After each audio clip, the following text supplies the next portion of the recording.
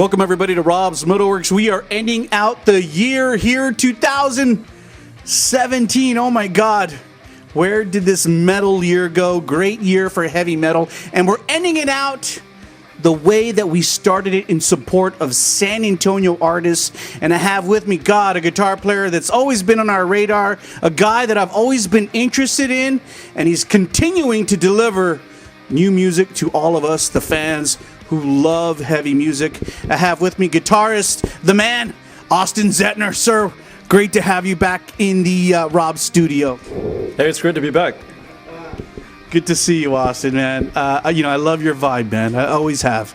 Let's talk about what's going on with you. I mean, the last time we had you here was in 2015, I think. We awarded the Dean guitar to you. You know, we were fans back then. We're still fans now. But you were telling me, Rob, my band, Eternal Requiem, is still doing new music. We're coming out with something new for 2017, and we're going to get into that in a little bit. There's going to be some people out there, though, for the first time who are coming on to Austin ZETTNER. So for those people, talk a little bit about your background and what you do and what you've been doing in the San Antonio metal scene for what were we talking about earlier, since for a while now. Sure. Well, to give you a short history, I started playing in bands when I was about 16. That was about 9 years ago. And so I started in a band called the Feared Kandiru, just three guys making some music, and then ended up joining an older band called Imminent Descent, and that was death metal. And then after that, I was like, man, I need to do my own thing. So I did Eternal Requiem. Started that with some guys that are already in the scene, Ozzy Alejo and Waldo Guardiola, and we made some new sounding music. It was a combination of a lot of influences. Power metal was mostly the other guys' influence, but I like black metal, I like folk metal. I wanted to sing clean, because I was hearing so many bands that were screaming already, and had a different kind of voice. So try to put all these things together, create something new. And actually, this album I'm putting out is actually the result of that. It took me this long to put that onto a disc and release it. What was the vibe that you were trying to pursue when you first started Eternal Requiem? What was it that you were going for? And if you can, add into that response, the fact that you were also singing. I think initially you were just a guitar player, then you said, hey, I want to sing too. Well, yeah, I mean, basically I was trying to put all my favorite music into one thing. And I've almost achieved that, but probably have some more ways to go. But yeah, I love folk metal. Like, around the time the band started, I was into Fintroll, Insephirum, Children of Bodom. I love, folk music, those kind of Celtic or Viking-sounding melodies. I love all that. So I try to put that with the music. I would say this album is not just that. It's that with like a bunch of other stuff too. What is it about that musical style that attracts you? I mean, obviously, we know about all the great guitar players out of Sweden, and that music is really kind of melodic and kind of anthemic.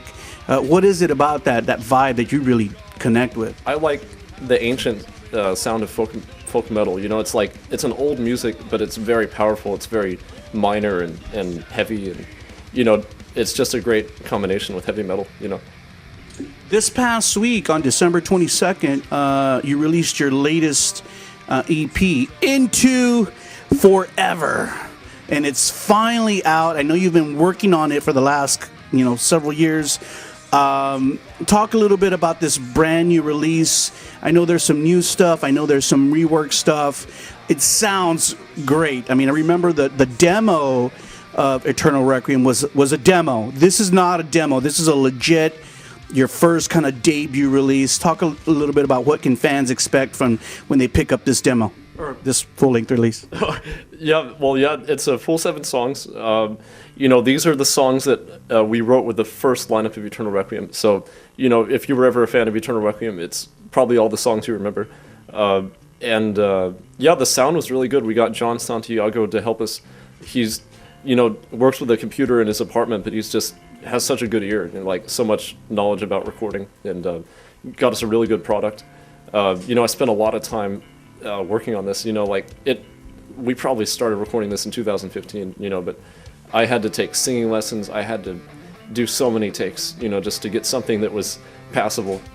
I would still say, like, I would still want it to be better, but had to put it out eventually. So yeah, there was a lot that went into it. Like, so hopefully people will hear that. I still kind of hate it, but I think that people will enjoy it. Yeah, you talked about 7 tracks, but only 3 tracks were from the demo. There's some new music on this EP. The one that I kind of am always in awe about is Comfort in Darkness, which is like an 8-minute opus that you perform, and it goes from highs and lows, and you're doing all kinds of things with your guitar. I mean, God, I can just imagine how much effort you put into a track like that. I mean, even though it's a 7-song EP, lengthwise, it's probably almost like a full-length record, because some of these tracks are very long. Talk about a little bit about that track, Comfort in Darkness, because that one is really one of my favorites. Yeah, well, we almost had a special intro to that song. Basically, I saw this interview with Charles Manson, and he was talking about, like, this reporter asked him, like, do you see... when you look inside, do you see good or evil? And he said, I see it all. It's all there, and if you decide to see everything, you will. And so that's what this song is about. It's acknowledging that, there is good and evil inside of everybody, and, like, it's just, like, acknowledging that and owning up to it, Okay, so, the EP came out this week. For all you people out there who want to pick it up, all you got to do is just go to AustinZettner.com, right? They can get it there? Yes, AustinZettner.com/shop. You can buy the digital version. You can order the CD, have it shipped to your house, buy even the T-shirts. And there are hard copy CDs, and that's one thing that I'm really glad about that you decided to do, Austin, because some people are just doing digital, obviously, because it's less expensive. But, old school fans like me, and even, just some people just like to have something tangible in their hands. So people go out there, pick this up. How much are you selling the CD for? $10. Yeah. It's about, $1 a song, plus it costs about $3 to print the thing. So, sure. So that's a fair price, I believe. Yeah. 2018 is upon us. What are your plans? What would you like to do for 2018? Man, I have a lot of plans for 2018. I have so much music that, like, was just, like, put on a shelf while I was trying to finish this. So, like, I want to get that out. I would like to make a live band that can play this album. I don't know what to expect, because that relies on other people. But, I'd like to put together a good band again to go play this live, and I'd like to get out the rest of the music that's been piling up. And, those are just a few of the things I'm thinking about for this year. So just to clarify for, like, all the musicians out there who watch our show, you're looking to put together a band. Obviously, you're at the heart of Aeternal Requiem. You write the music, you're singing, you're playing guitar. But yet, if you want to go out there and perform, you need people to back you up.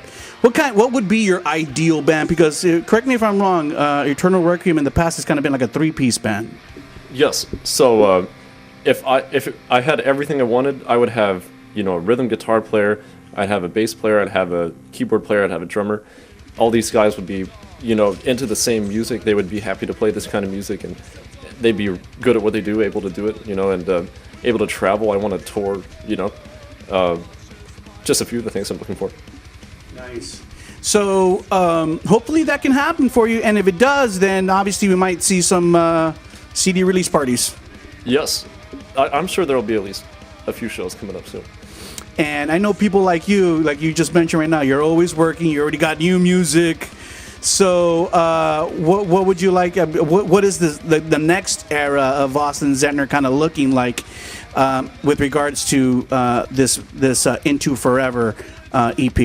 I'm actually extremely excited about the music still to come, because, this first album, was more power metal, but I want to go deeper into the folk metal. I want to go deeper and get heavier, and this was like the first try, and then after that you figure out, oh, this kind of worked, this I'd like to change it. It's going to be even better. The CD was better than the demo. The single was better than the demo. This was better than the single. So I want the next album to be better than this. So I'm actually really excited about that. And one of the things, too, that kind of lends to this, you're not afraid to take risks. And, of course, obviously the people that you produced the record with, or who's mixing and engineering the record, has a lot to do with the end result. Off camera, you know, now, and I'm not going to be afraid to share this with the people out there. Off camera, you were telling me, Rob, I might record my next record in Finland. How true is that? I mean, how legit is that? Do you really, really want to do that? I would love to do that. Like, about 3 years ago, I got in contact with Anssi Kipo. He recorded 3 Children of Bodom records, maybe more. He recorded Insufferum recently. And we've just been kind of Facebook messaging, like, hey, what would it cost? You know, he said he liked the music when I sent it to him, and, you know, there's a possibility. You know, obviously the only thing in the way is money, and then finding, you know, the musicians who, because I can't play drums, you know, I have to find somebody who can do that, you know. And traveling, actually traveling over there, not sending him tracks, going over there to record. Right. And so, you know, that's going to require some money, so, but, you know, you only live once, so why not? You know, it's not impossible, you know. Yeah, you've been to that part of the world before, haven't you? Sure. Yeah, I saw, you know, because we're friends on Facebook, I saw that you've done some traveling in that neck of the woods and have kind of experienced that culture.